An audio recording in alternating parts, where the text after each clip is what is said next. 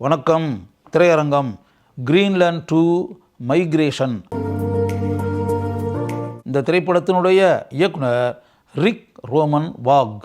இது ஒரு அமெரிக்க திரைப்படம். கிரீன்லாந்து அப்படின்ற அந்த பகுதி இப்போ பத்திரிகையிலெல்லாம் தினமும் அடிபட்டுக்கிட்டே இருக்குது. அந்த கிரீன்லாந்து பகுதியில் இயற்கையாலும் போர் சூழல்களாலும் எந்த அளவிற்கு மக்களுக்கு பாதிப்பு உண்டாகின்றன என்பதை படத்தில் அருமையாக காட்டியிருக்கிறார்கள்.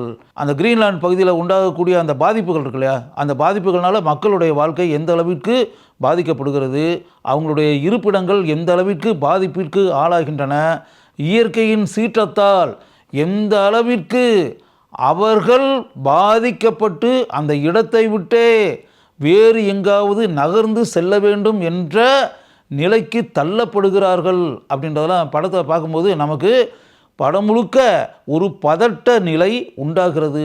இந்த திரைப்படத்தில் வரக்கூடிய ஒரு குடும்பத்தின் தலைவன் ஜான் அப்படின்னு ஒரு நடுத்தர வயதில் இருக்கக்கூடிய மனிதன், அவருடைய மனைவி ஆலிசன், அவங்களுடைய மகன் நாத்தன், இவங்க 3 பேரும் தப்பிச்சோம் பொழைச்சோம் அப்படின்னு சொல்லிட்டு அந்த கிரீன்லாண்டை விட்டு கிளம்பி பல ஆபத்துகளை தாண்டி, பல இக்கட்டான சூழல்களை தாண்டி, பல போர் சூழல்களை தாண்டி உயிரை பணயம் வைத்து அங்கேருந்து எப்படி தப்பிச்சு ஒவ்வொரு இடத்துக்கும் பயணம் செஞ்சு பருகுவதற்கு நீர் இல்லாமல், உண்பதற்கு உணவு இல்லாமல், எப்படிப்பட்ட இக்கட்டான சூழ்நிலைகளையெல்லாம் தாண்டி அவர்கள் பயணிக்க வேண்டிய நிலை உண்டாகிறது என்பதை நாம் பரிதாபப்படக்கூடிய அளவிற்கு காட்சிகளாக நமக்கு முன்னால் படத்தில் காட்டியிருக்கிறார்கள். ஜான், அவருடைய மனைவி, அவருடைய மகன், இவங்க 3 பேரும் எந்த அளவிற்கு எப்படிப்பட்ட மிகப்பெரிய ஆபத்துக்களையெல்லாம் தாண்டி அப்படின்றத காட்சிகளை காட்டும்போது நமக்கே படம் பார்க்குறோன்ற மாதிரி ஃபீலிங்கே வரல. உண்மையாகவே ஒரு குடும்பத்தில் இருக்கக்கூடிய உறுப்பினர்கள் இப்படிப்பட்ட ஆபத்துக்களையெல்லாம் தாண்டி எப்படி தங்களுடைய வாழ்க்கை பயணத்தை நடத்த வேண்டிய சூழலுக்கு ஆளாகிறார்கள் என்பதை பார்க்கும்போது அந்த 3 கதாபாத்திரங்களின் மீது நமக்கு இனம் புரியாத இரக்கமும் பரிதாப உணர்ச்சியும் உண்டாகிறது. கிரீன்லாண்டிலிருந்து கிளம்பி வந்தவங்க பல ஆபத்துகளை தாண்டி லண்டனுக்கு வருகிறார்கள். லண்டனுக்கு வந்த பிறகு மீண்டும் தங்களுடைய பயணத்தை தொடர்கிறார்கள். அப்போது அவர்களுடைய பாதையில் யாரெல்லாம் அவர்களுக்கு மனப்பூர்வமாக மனித நேயத்துடன் உதவுகிறார்கள் என்பதை பார்க்கும்போது அந்த உதவக்கூடிய நல்ல மனங்களுக்கு சொந்தமான மனிதர்களை நமக்கு கை குவித்து வணங்கி பாராட்ட தோன்றுகிறது.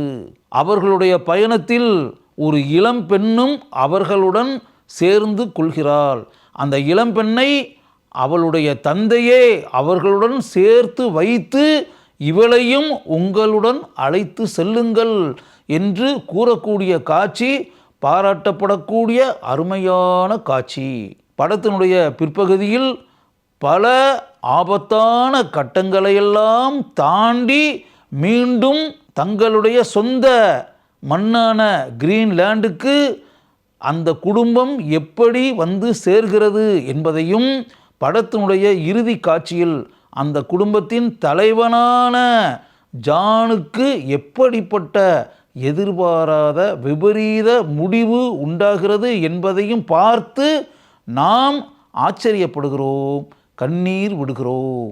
இதையெல்லாம் தாண்டி தன்னுடைய மனைவியும் தன்னுடைய மகனும் தங்களுடன் பயணித்து வந்து இப்போது தங்களுடைய குடும்பத்தில் ஒருவராக இணைந்திருக்கக்கூடிய அந்த இளம்பெண்ணும் பாதுகாப்பாக இருக்க வேண்டும் என்பதற்காக தன்னுடைய உயிரையே பணயம் வைத்து ஜான் எப்படி செயல்படுகிறார் என்பதை காட்சிகளாக நாம் பார்க்கும்போது அந்த ஜான் என்ற கதாபாத்திரத்தின் மீது நமக்கு அளவற்ற மதிப்பும் மரியாதையும் உண்டாகிறது.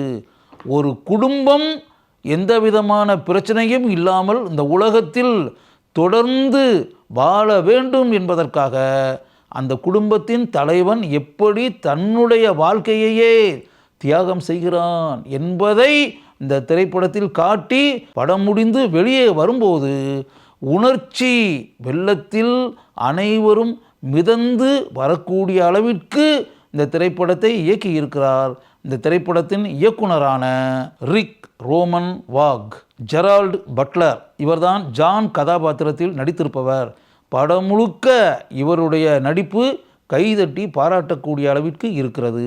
மொரீனா பக்காரின் இவர்தான் அவருடைய மனைவி ஆலிசன் கதாபாத்திரத்தில் நடித்திருக்கக்கூடிய நடிகை.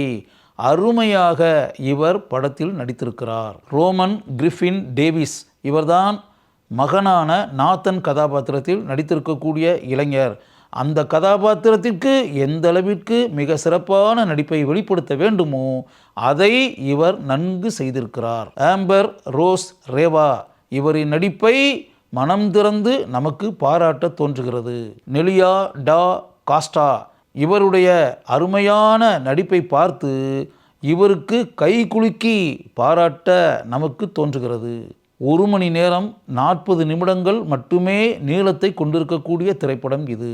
உண்மையிலேயே நடைபெறக்கூடிய மனதை பதைபதைக்க வைக்கக்கூடிய பல சம்பவங்களை மையமாக வைத்து இந்த திரைப்படத்தை அருமையாக ரிக் ரோமன் வாக் இயக்கியிருக்கிறார். மனதில் என்றுமே பசுமையாக வாழக்கூடிய ஒரு அருமையான அமெரிக்கன் திரைப்படத்தை பார்க்க வேண்டும் என்று மனதில் நினைக்கக்கூடியவர்கள் கிரீன்லாண்ட் டு மைக்ரேஷன் என்ற இந்த திரைப்படத்தை கட்டாயம் பாருங்கள்.